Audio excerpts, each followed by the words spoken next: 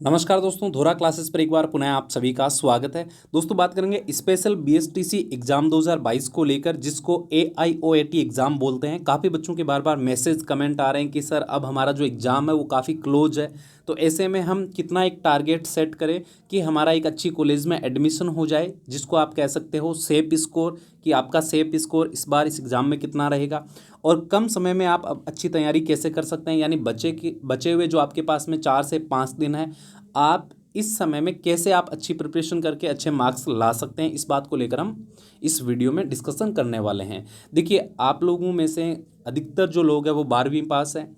काफ़ी कम समय आपको मिला है प्रिपरेशन करने के लिए, और स्पेशल बीएसटीसी की हर कोई प्रिपरेशन भी नहीं करवाता है। इस वजह से आपके पास में ऑथेंटिक सोर्सेज भी नहीं रहे। तो अब चिंता ये सता रही है कि हमने फॉर्म भर दिया, एग्ज़ाम भी देने जा रहे हैं, एडमिट कार्ड भी आ चुका है।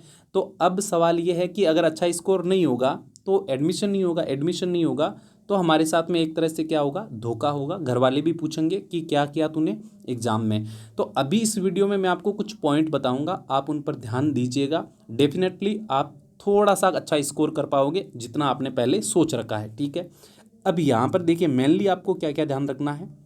नंबर 1, आप ये ध्यान रखिएगा कि आपका सपोर्टिव सब्जेक्ट कौन सा है। फॉर एग्जांपल मैं यहाँ पर बात करूँ तो रीजनिंग आपका सब्जेक्ट है। इसके बाद में नंबर 2 पर आप ले लीजिए मैथमेटिक्स, नंबर 3 पर आप ले लीजिए इंग्लिश, ठीक है। इंग्लिश के बाद में अगर मैं बात करूं तो नंबर 4 पे आपका आता है जीके। आप ये देखिए इनमें सबसे ज़्यादा सपोर्टिव सब्जेक्ट कौन सा है। फॉर एग्जांपल किसी बच्चे की रीजनिंग अच्छी है तो आपको सबसे पहले तो यही ध्यान रखना है कि एग्ज़ाम में आपको रीजनिंग को सबसे पहले सोल्व कर लेना है, ठीक है। रीजनिंग में आपको जितना हो सके बेहतरीन स्कोर करना है। उसके बाद में एक आपका डर जो है वो मैं निकाल देता हूँ कि जो मैथमेटिक्स है, ठीक है, जो न्यूमेरिकल एबिलिटी है, इसके सवाल ज़्यादा डिफिकल्ट लेवल के नहीं पूछे जाएंगे। 8वीं 10वीं लेवल के सवाल आएंगे, आसानी से आप बना लोगे। बस डरना नहीं है, ध्यान से सवाल को पढ़ना है, समझना है और उसके बाद में करना है। आपको थोड़ी सी प्रैक्टिस की ज़रूरत है।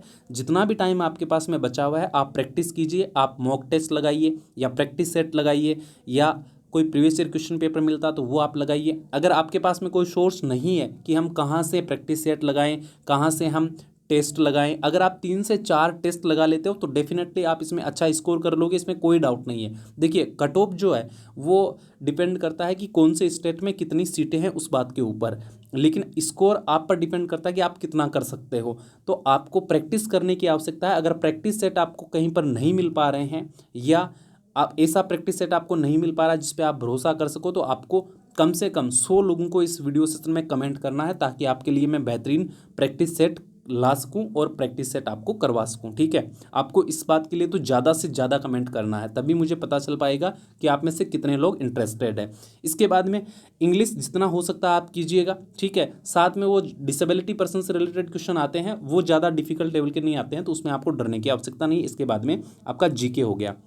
मैं यहाँ पर एक नॉर्मली अगर टारगेट सेट करूँ तो अगर आप 60 के आसपास मार्क्स करते हैं तो डेफिनेटली आपका स्कोर अच्छा होगा, कोई बुरी बात नहीं है, आपका कहीं ना कहीं इसमें नंबर आ जाएगा। हाँ, इस बार थोड़ा कंपटीशन है तो आपको ध्यान रखना है कि पिछले सालों में जिस तरह से कॉलेज मिला है वैसे कॉलेज मिलना पॉसिबल नहीं है। बट अगर आप 60 के आसपास स्कोर कर लेते हैं तो डेफिनेटली आपको कॉलेज मिल जाएगी। फिर ये डिपेंड करेगा कि आप कौन सी कैटेगरी से हैं और कौन सी स्टेट से बिलोंग करते हैं और वहाँ पर सीटें कितनी हैं, तो ये सब चीज़ें रहेगी। लेकिन 60 के आसपास तो आपको अपना टारगेट लेकर चलना है। मान लीजिए आप रीजनिंग, मैथमेटिक्स, जीके में थोड़ा अच्छा स्कोर कर देते हैं, इंग्लिश में कम होता तो भी चलेगा।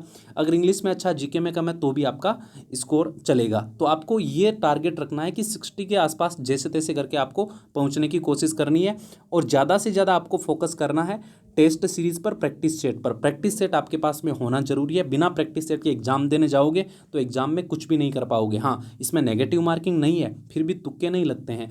तुक्के अगर आप चाहते हो तो तुक्कों के लिए भी आपको प्रिपरेशन करनी होती है, तैयारी करनी होती है। अगर आपकी पहले से अच्छी तैयारी है तो आपका तुक्का चलेगा, लेकिन तैयारी ही नहीं है तो तुक्का कैसे चलेगा। तो तुक्के पे आप एग्जाम नहीं दे सकते हो, इस बात का विशेष ध्यान रखना।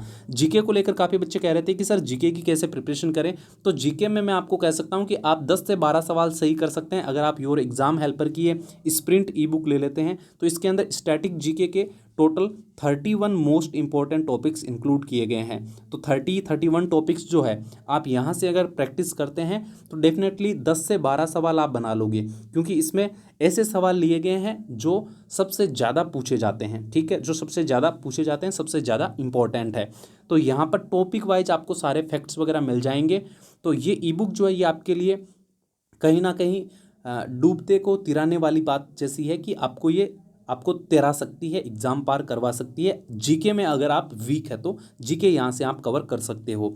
इसका लिंक भी मैं आपको मेंशन कर दूंगा फर्स्ट कमेंट में, और जो डिस्क्रिप्शन बॉक्स में, वहाँ से आप इस ई बुक को ले सकते हैं। ये ई बुक है, ध्यान रखिएगा, मोबाइल में सीधा डाउनलोड होगी और सीधा आप पढ़ना स्टार्ट कर दीजिए। आप 6 से 8 घंटे में आराम से इस ई बुक को कवर कर सकते हो और जीके में आप अपना स्कोर अच्छा कर सकते हो।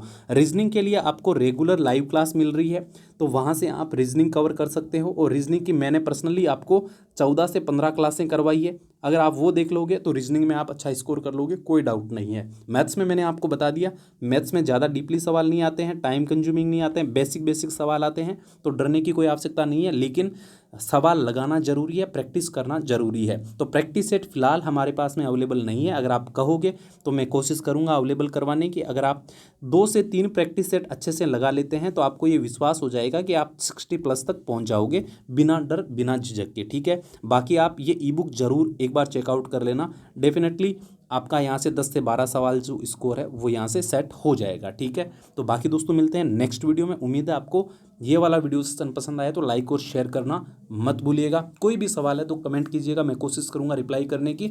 और प्रैक्टिस सेट चाहते हो तो ज़्यादा से ज़्यादा आपको कमेंट करना है, ताकि मैं कल तक, यानी आज ये वीडियो बन रहा है आपका 31 तक मैं आपको अवेलेबल करवाने की कोशिश करूँगा। थैंक यू, धन्यवाद। तैयारी करते रहिए, लगे रहिए, डरिए मत, डेफिनेटली आप अच्छा स्कोर करेंगे। Thank you.